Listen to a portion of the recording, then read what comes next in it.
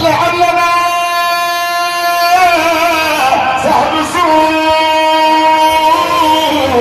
فمالنا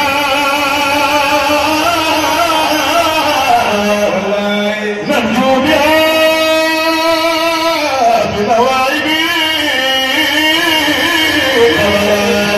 لعلنا صاحب السوق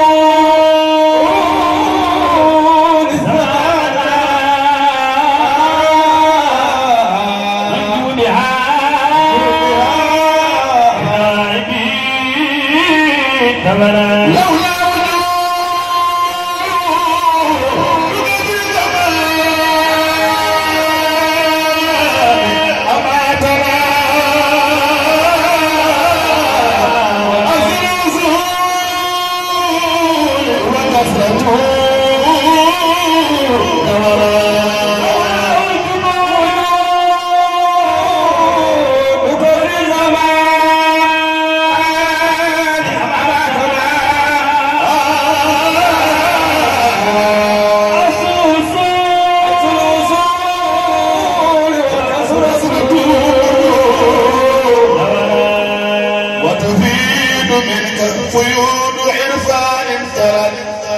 ويتصف سيد الحاج مالك لقتك واي في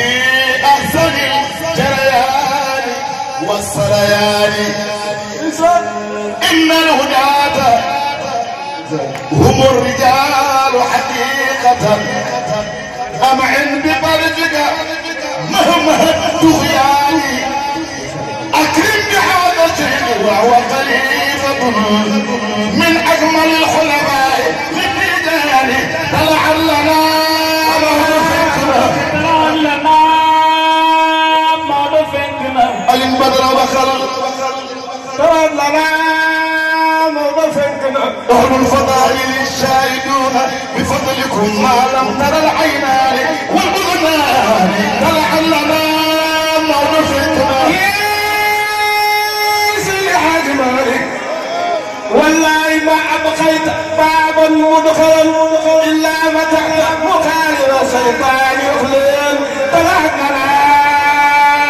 مولى فيكم الناسوا وصحابوا أخلاقه عن توفيقه وعون كل مكان فلعلنا مولى فيكم سيد حاج مالك عين الشريعة والحقيقة النواي مولى يا دي المريد خالص الهديان صاب المقام وابنة العلماء بل تدعو وكما احترى القبلان ثلاث مولى فيكم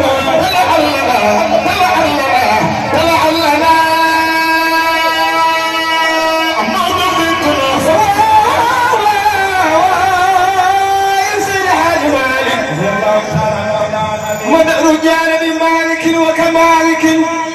كدأر مرة بمالك للمالك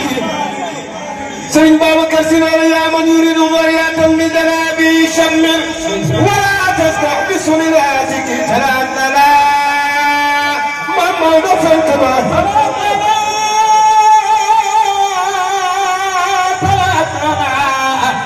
طلعت لنا كما بسير الحاج ومالك متمالك من مالك ومالك ومالك يفرق فلعلنا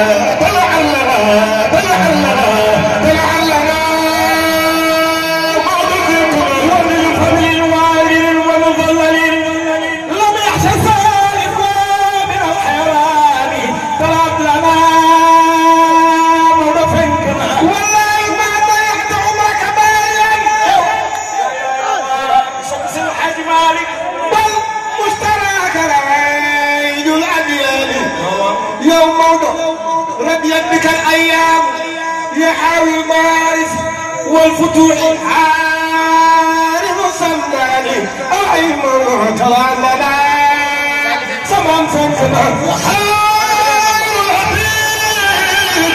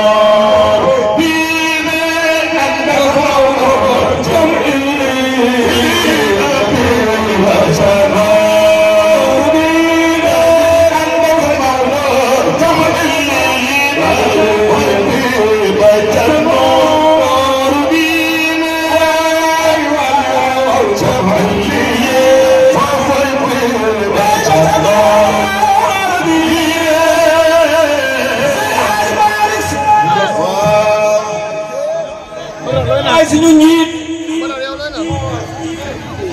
Maodo yaay suñu njiit bawoo fi nu lu tax ñu tiit foo nekk doo dañ di nu niit doo jug fi nu subaak marax Seydil Haaji Malick yaa ma taray si ku la roy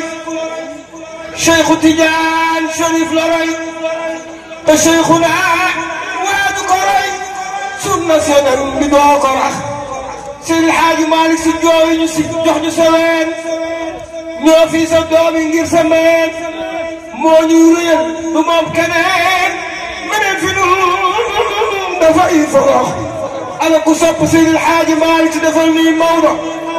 yeete na gindee na réew maa ngi bakkan dafatul sharqan wa gharban ulamaa yaa ngi fen mu desul dekkal na daara yi dundal diine duuna miran in kunta taalamu shay'an ghayra dhaka billahi waatna barke maa ngi suñ Ahmada